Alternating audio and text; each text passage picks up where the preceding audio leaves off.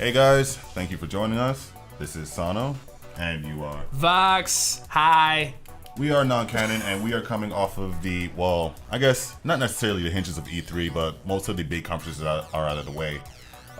So we did want to do a quick video talking about, what we saw so far, what excited us, what got us down, and basically that whole thing, because that's what the internet's ranting and raving about anyway, right? Yeah, we're sure as hell not talking about Legend of Dragoon 2. Yeah, all right, so this just got awkward really quick. So, I'm going to change the subject. Let's just dive right in, I guess. Well, there's a lot of things that we all liked here. Sano liked a couple of things himself. I liked a lot. Even Aki liked a lot as well, too. But in this essence of time, we're going to limit it down to just 3 things that stood out to us as a whole. And also 3 things that we wish could have gone a little better. I would like to call that with 3 game overs in a row. Out of life. This one is so bad, it's called Out of Life. All right, so you wanna? Okay, so the one that I want to start off, I think, is definitely a genuine mutual agreement that this will be the next Squad game. Squad. I just it is Anthem. Now, for those of you that did not see Anthem, we're gonna have a little bit of gameplay playing in the background as I'm talking. However, Anthem looks so incredible. It's made by BioWare. It was announced at Microsoft's press conference. Yeah, it was the tail end. It was the last thing they showed at Microsoft's conference. I don't know. It's a very gorgeous looking game. One of the things that stood out to me immediately was the fact that let's take a Destiny for example, not for gameplay purposes or anything like that. So don't get mad at us. Exactly. When you're on a tower and you're staring out, and you can see the city beneath you, and you have the railing. Everybody's jumped off of that railing several times and always died. With this one, you have the same draw distance and everything, but you're able to jump off and fly to your destination. I thought that was extremely cool, and it shows the depth of the game itself. So yeah, it kind of also gives you.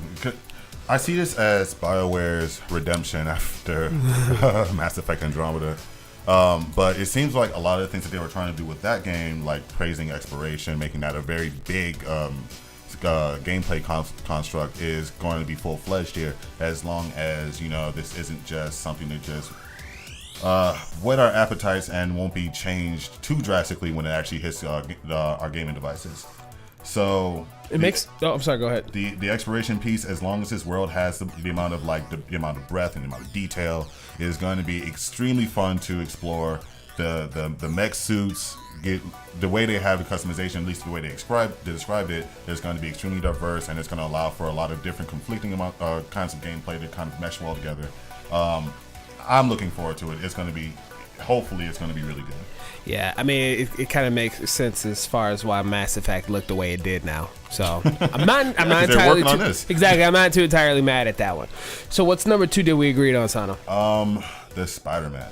Yeah. Marvel Spider-Man, which is what I guess is now its official title, looks fantastic. It is so good. I've seen a lot of comparisons between it and the Arkham series games, which are fair, which are very fair. Especially with the free flow combat they had going on there, 2.0. To be fair, that's something that's been popping up in Spider-Man games as of late. Like, I know the Amazing Spider-Man games have done it. I think some others may have messed around with that in the past. A lot of B-Nox games done that. Well, yeah. But the combat looked great. It seemed to be the Spider-Man. He seemed a bit quiet, I think it's just because we saw a sneaking mission at that time. Towards the end, when he was fighting Lee or whatever his name was, he got a little bit more talkative towards the end, but he was talking to some lady in the background. I don't know who that is. She was a police officer. Okay, I don't think that was really announced at any point who she was, what connection she had to Spidey, or anything like that. Maybe she's a character made for the game. I don't know. Possibly. It's why Scott should be here. Exactly. Well, so that's a huge possibility. But I think that's the only point, is that we saw a stealth mission of sorts of him sneaking around, taking out enemies and whatnot. So he didn't really want to. I mean, that seemed kind of productive to talk, but he did show a little bit here and there for the main enemy that he was fighting, and even show concern out loud for when he was trying to save the the city from the helicopter just rampaging through. So it was multitasking. It was like the combat was, like you said, free flow. There was a lot of interactable environments. And the game was drop dead gorgeous from what I've seen. Yeah, most Granted, definitely. it was over an internet stream, but still, you can still see the amount of detail and amount of clarity that Insomniac was going for. I'm very proud of that. And once again, as long as nothing changes, I will be very satisfied when this game comes out. Oh my gosh, did you have the third thing? Because I forgot it. Oh, jeez. Oh man. The third thing was Nintendo related. It was the announcement of the first Pokemon game for a Nintendo console. I'll also add to that one too. I'll add the announcement for Metroid Prime 4, which is a long time coming. Jesus Christ. Thank you. I myself, like I said, have been like I've said countless times, have been looking for a reason to buy a Switch.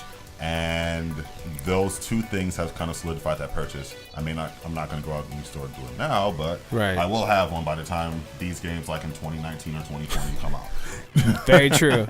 Very true. Hopefully next year we'll see Super Smash Brothers or something like that, too. I think they want to focus on ARMS this year. I was expecting to see that. That's a little side note, since we're talking about Nintendo. It's unfortunate that we didn't actually see anything about it, though. But we'll talk about that a little later. Yeah. So that was the top 3 things that we were most excited about. Now, the thing that I'm most excited about, we get to talk shit about things that we did not like. And I am so ready. Should we save the best one for last and just breadcrumb our way to it? I didn't think these had a ranking system. Okay. Well, I'll let you start this one. Stop doing this.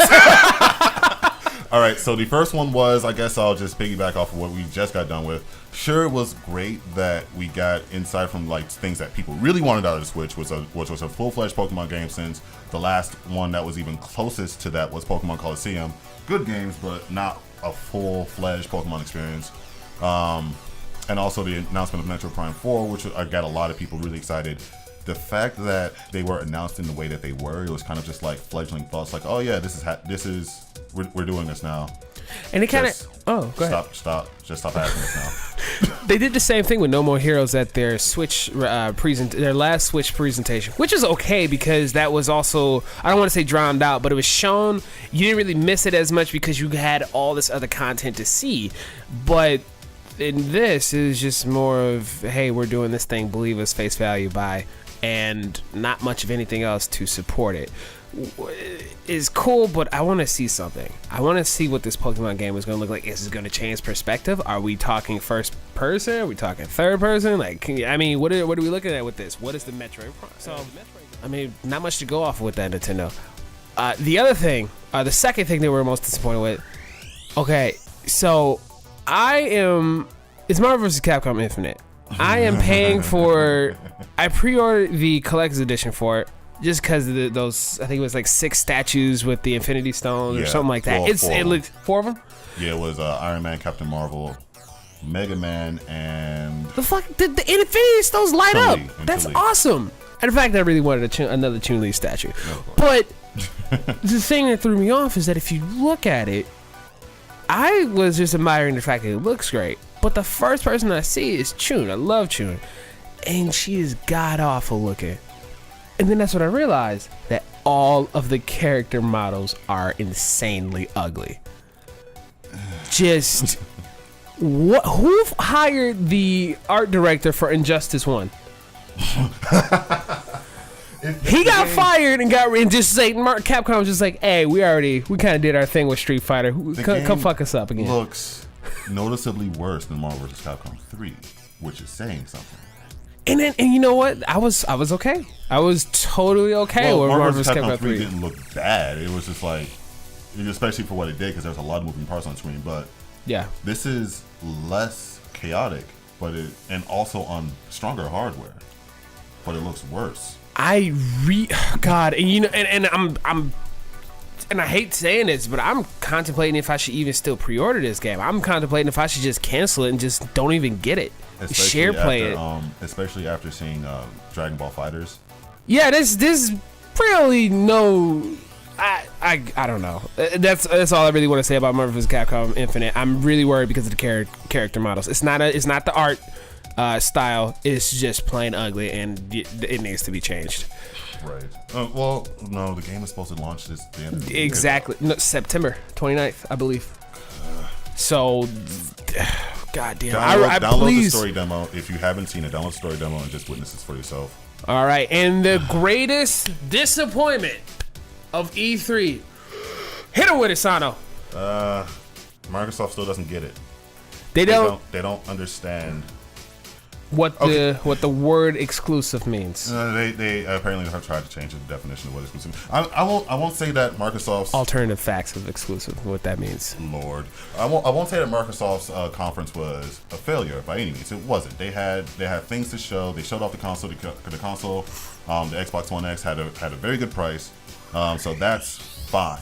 The thing is, especially as someone who wants to get an Xbox One, but can't seem to find a reason, they didn't do a very good job of saying that, and then they tried to use very tricky wording to make what they had on display seem better than what they actually had. So, can I do a one-word review of this really quick? By all means. Oh, my one word for the Microsoft event is Kofifi.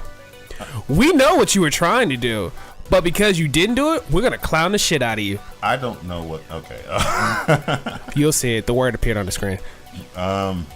So, for anyone who didn't watch it or were just as confused initially as most people were, Microsoft claimed that they would have 22 different exclusive announcements on stage. But what they did was... let's see. So they showed off 23 games, and about 7 of them were actually exclusive to the Microsoft platform, not just the Xbox One, but PC as well. What they did was they used the term launch exclusive for a lot of titles that were just timed, and that confuses quite a few people who think that something like, for example, the Darwin experiment or PlayerUnknown's Battlegrounds are only on that system. It's not. They're just coming out first. So all in all, it's just like they use very tricky wording to kind of cover up the fact that they don't really have a whole lot that is just their own. And here's the other thing too. Going off of that, you have the Xbox XXX or whatever the hell that new system is called. Xbox One X. Whatever. So you have Redundant coming out at $500, right? $499, yes. $499. For all the games that are coming out that are exclusive, we have them also coming out on PC. You can still buy a PC to play all these games. I have a PC that has Windows 10 and I can play all these games. There is not a game, and I've been saying this, and I wish they did something different. I was hoping, because I want to give Microsoft my money for their system, but there is nothing that you have that I cannot play on my PlayStation 4 or that I cannot play on my PC. There's nothing on Xbox that I can do, or either if I want a VR experience, again, PC or PlayStation 4, nothing in 4K. If I want to play in 4K, there's my PC for that. There's HDR, PS4. Doesn't make any sense. Why would I want this system if you don't have anything that's exclusive to it? Crackdown. Several days later. But I mean, Microsoft, y'all gotta come harder. Yeah. So there you have it, guys. Those are the top 3 things that we were excited for and the top 3 things that we were not excited for. And thank you for listening to us. This is Sano and Vox, and we're signing off and wait until our next video. I promise it's going to be something good.